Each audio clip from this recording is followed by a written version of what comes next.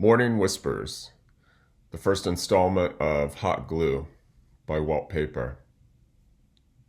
Friday, April 9th, 1993. Whispers are more powerful than screams. That's what Ham Bambi, this old drag queen from the gay bar where my mom works, told me one day. I didn't really catch her flavor at the time. The drag queens from Norfolk are much more subtle than the ones in New York, if you can seriously pair the word subtle with drag queen. Plus, it was right before I graduated high school, and I was too busy thinking about getting out of that Bible-thumping Navy town to find my way to the big city.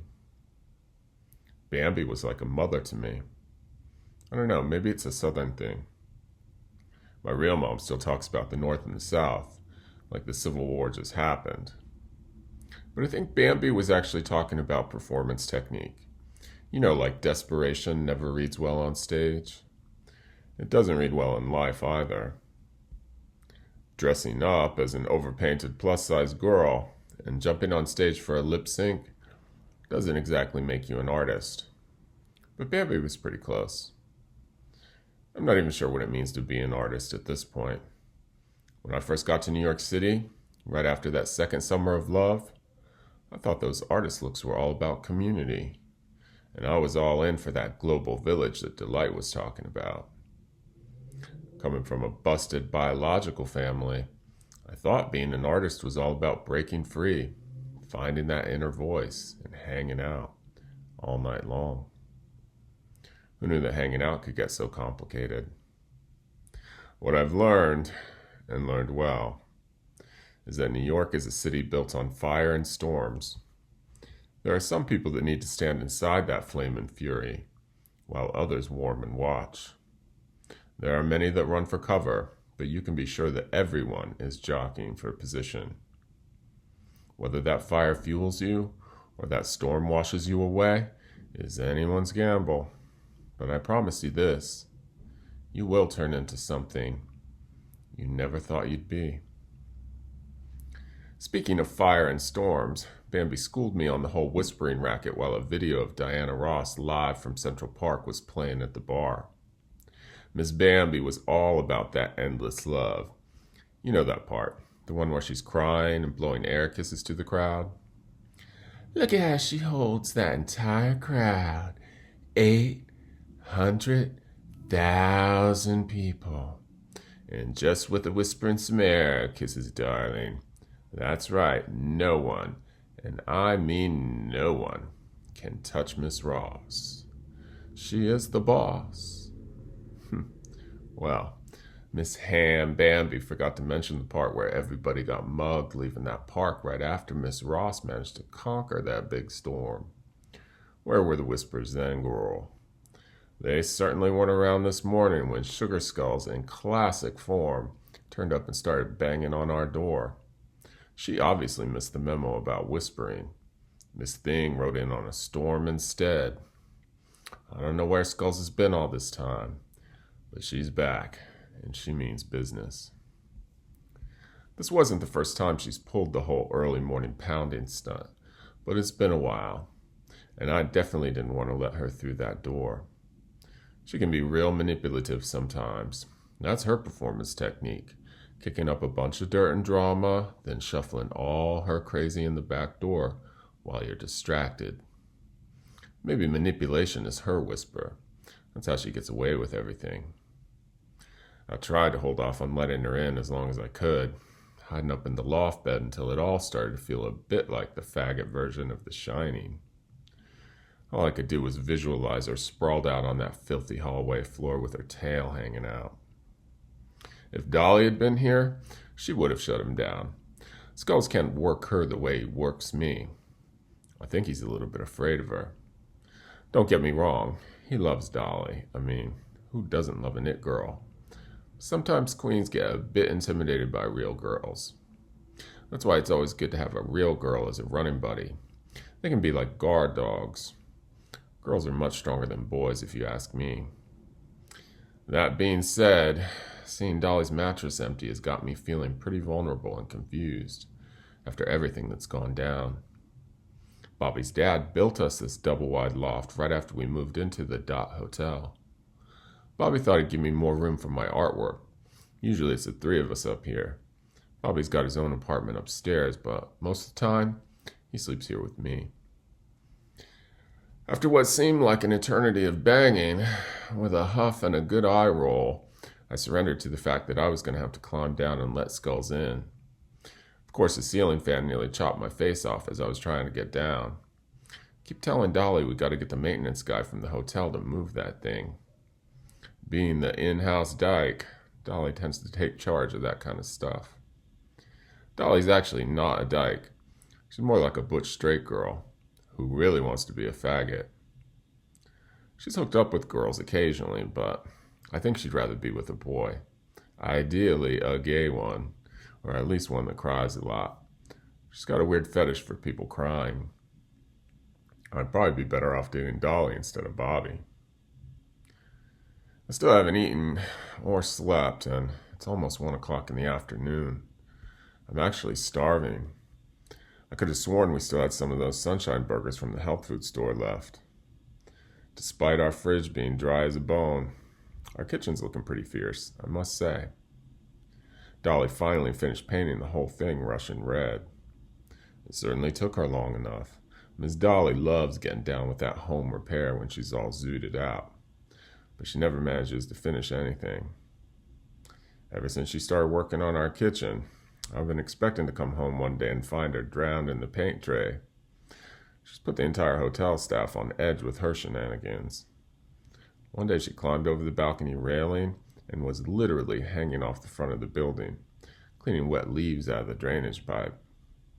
The neighbors across the street totally freaked. They thought she was going to jump and called 911. The Dot has a weird history of people committing suicide. When I finally snapped the deadbolt and opened the door to let Skulls in, he was, as I expected, spread out on the floor like a dirty but still sparkling Christmas ham.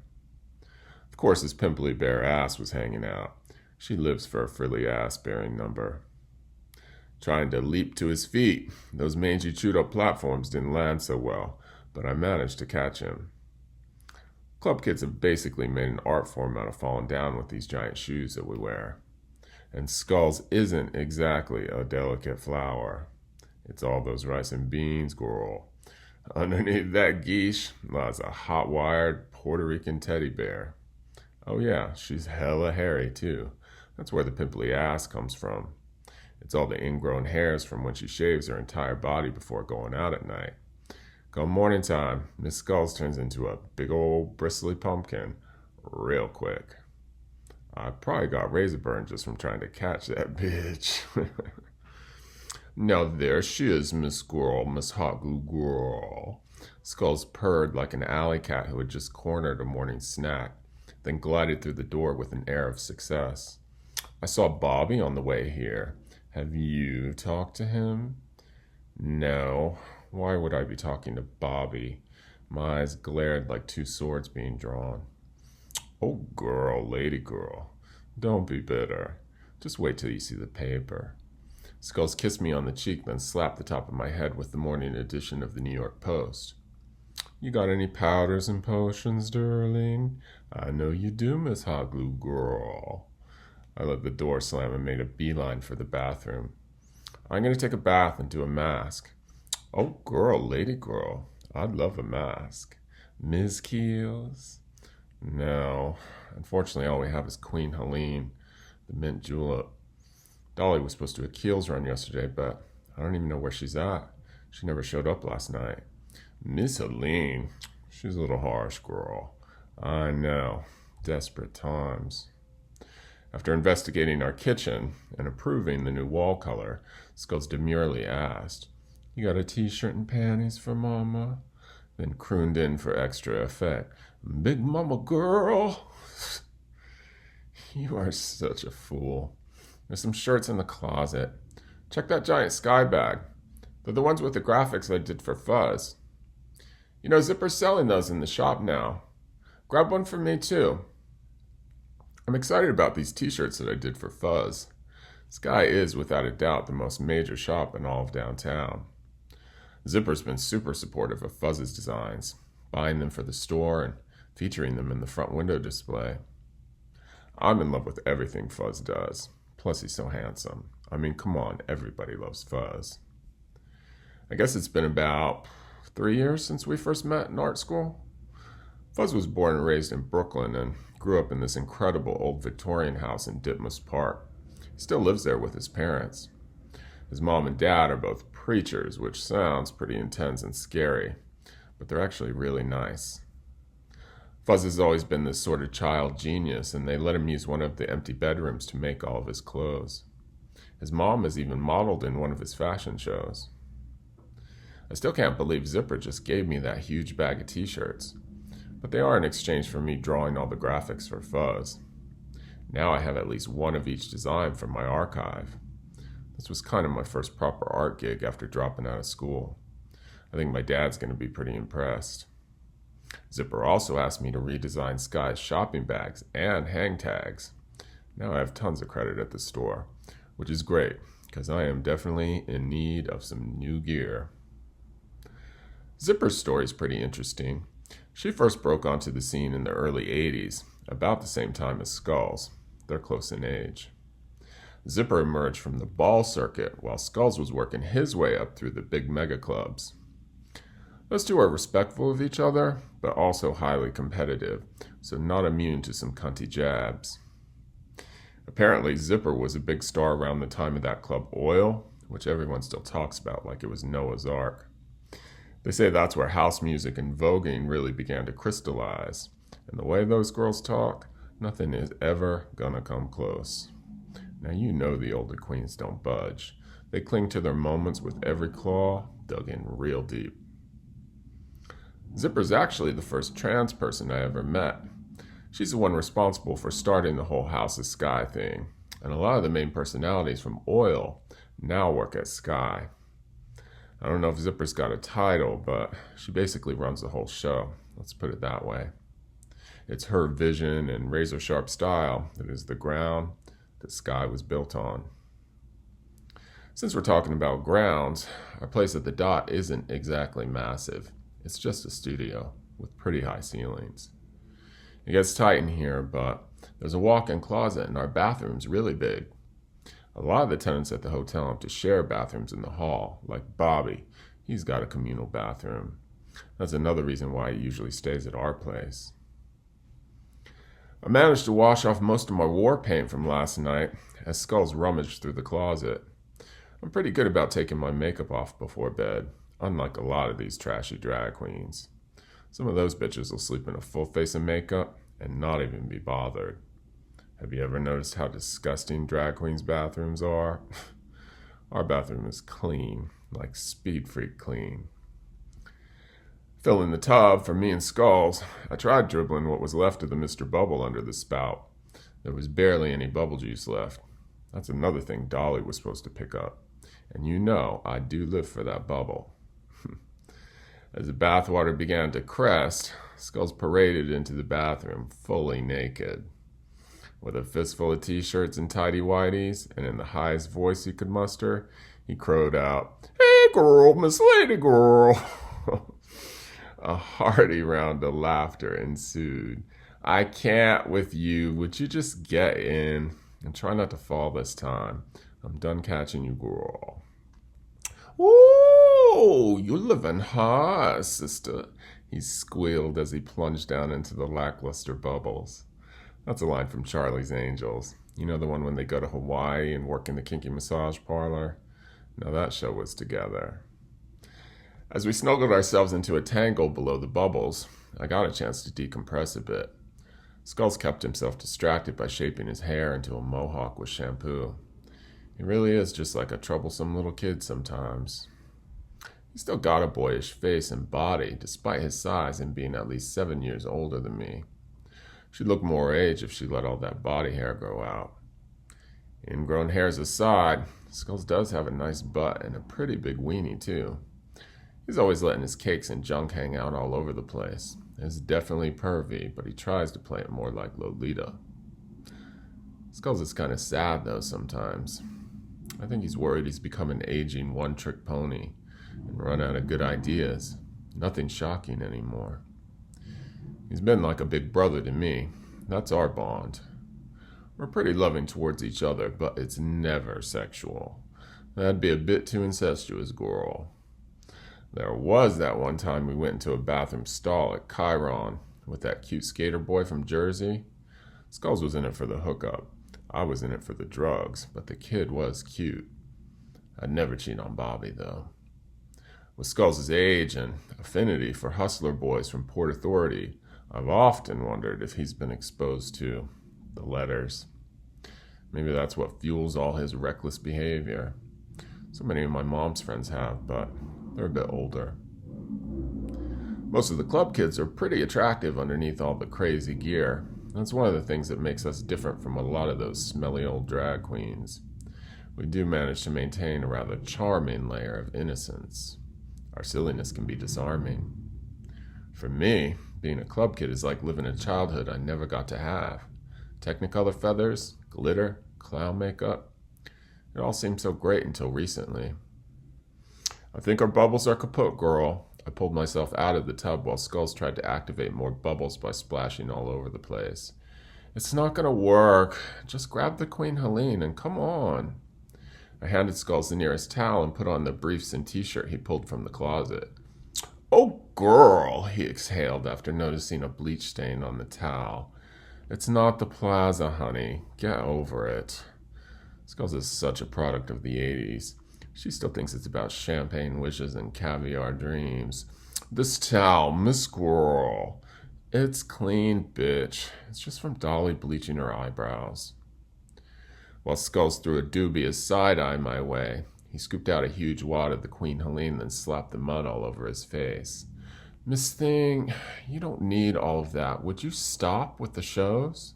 I scraped half the mask off for myself before we began to battle each other for mirror real estate. As I fine-tuned my coverage, Skulls snaked out of the bathroom on a mission to scour the living room. I knew what she was looking for. Miss Glue, what about those powders, darling? I'm sure Dolly left some gold in there somewhere. Check inside the couch. After scurrying around a bit, he managed to hit the jackpot. Ding, ding, ding, ding, ding. Look what I found, Miss Glue, Miss Hot Glue girl. He proudly brandished a glass vial half filled with powder. I knew there had to be something in that couch. I snatched a mirrored tray off the bookshelf while Skulls parked himself atop the cushions, like it was Coronation Day. Hovering over an old tree stump that we used as a coffee table, he spilled the wintry flakes and with a nearby club invite chopped and shuffled them into a few hearty rails. I'm living for Miss Couch, girl. Skulls offered up his endorsement of the vintage couch we got a couple weeks ago at Chelsea Flea Market. Miss Thing takes up like half the apartment. I think she's from the mid-60s.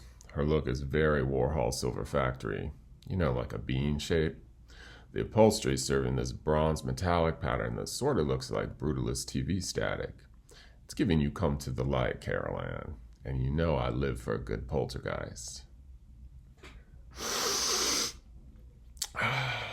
Skull sucked up the first line, then dropped to the floor to conjure a not-so-show-stopping sequence of remedial voguing poses.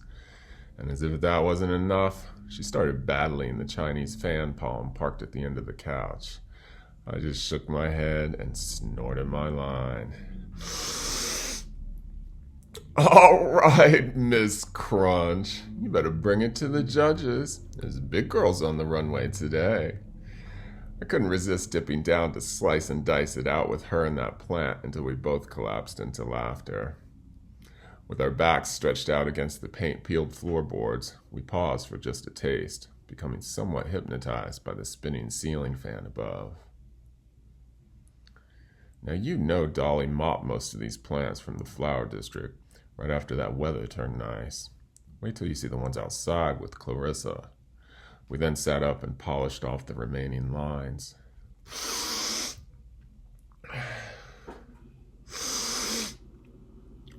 Clarissa? Oh, I gotta see Miss Clarissa. You've been working on her forever, girl. Well, she's sort of perpetually transitioning. Let's do sunrise in the balcony. Skulls fingered what was left of the powder on the tray. You don't want to see the paper, Loca? No, I'll pass. I'll look at it later. I just want to enjoy the light. After we both stood up and I unlocked the doors to the balcony, a mystical pink haze flooded into the apartment from the hotel's tattered neon sign, showering everything with an intoxicating coral glow. It's wild to imagine all the action that sign has seen. Apparently Holly Woodlawn used to live in our place. Like two wobbly-eyed, green-faced birds, we stepped outside and perched ourselves atop the edge of the chalky black railing that fenced in our balcony. Overhead, the neon sign seemed to be buzzing louder than usual. But maybe that was just the drugs.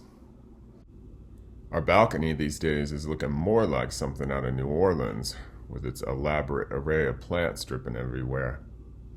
Turning the corner towards the right, there stood my girl Clarissa, regally on guard and dressed in a jungle of tickling palms, ascending from behind and underneath her extra-long legs.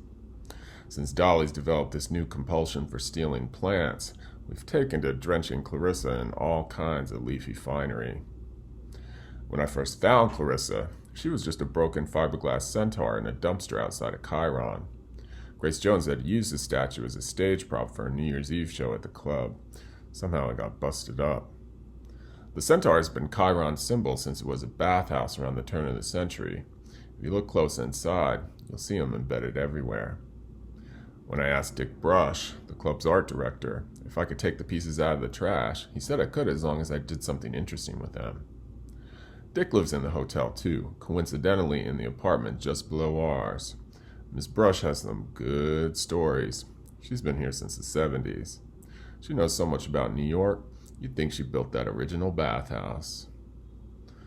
The last time Skull spent any time over at our place was during the big blizzard, so he was pretty astonished by all the springtime folly playing out on our balcony. "Oh, hey, Miss Clarissa, you better work that botanical drag, Mama. Your little nest is really giving the giving, girl.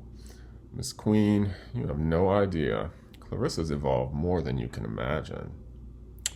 "Okay, Helen Keller, what you need all those eyes for?" Skull's transfixed on the litter of brightly colored eyes that I painted onto her long, muscular neck. Clarissa's neck was actually culled from a whole other statue, a brontosaurus head that I luckily managed to track down in Tribeca. After I painted all the eyes onto it, I realized that she needed some good lashes, so I superglued those on. She's the new it girl. When I first began to transition her from being just a broken-down centaur, Dick, in all of his wisdom, suggested that I talk to his contact down on Canal Street. He thought they might have some defective parts from other fiberglass statues that were destined for the garbage heap. That's when the possibilities of what Clarissa could become really began to take shape. This thing is definitely rough trade, though. You can see all her tattered seams from being haphazardly stitched together. But if this girl was going to watch over our crew, we needed her to be one tough broad. At this point, I can't even imagine what life without her would be like. Sometimes it feels like she's the only one I can really trust. I mean, that's not actually true. I do trust Skulls, and Dolly, and definitely Fuzz. Now that Bobby, I don't know what to think. I still can't believe what happened last night. Now let me get up there first, and you come up behind me. I got a foothold on the ladder, then swung my leg over to mount Clarissa. Skulls drew his hands to his waist and locked into a photo-ready pose. "Come up behind you. You sure you can take it, girl?" "Shut up, Queen. You know I don't do old or hairy." Making his way up the ladder, Skulls took quick notice of the 4 pairs of breasts that I added to Clarissa's belly. "All right, Miss Milk Maiden. What is going on with these teats, girl?" "I know. She's real fertile. She's giving you Romulus and Remus." After nearly falling off the balcony with overstimulation, Skulls finally made it up into position. We shared a few more giggles as the drugs began to marinate into our systems. He wrapped his arms around my waist and cuddled his head onto my shoulder. I have to admit, I did feel safer with Skulls behind me, even if she was a train wreck. A few moments passed, and an occasional taxi drifted below. While skulls nodded out, I began to contemplate how nightlife folks often dreaded the morning. It's too much reality for them. As far as I'm concerned, mornings are the city's one moment of peace. The night's fallen asleep. The day has yet to wake. By that time, people's personalities have usually all burned down. And come sunrise, if you're lucky, you can see someone's true spirit.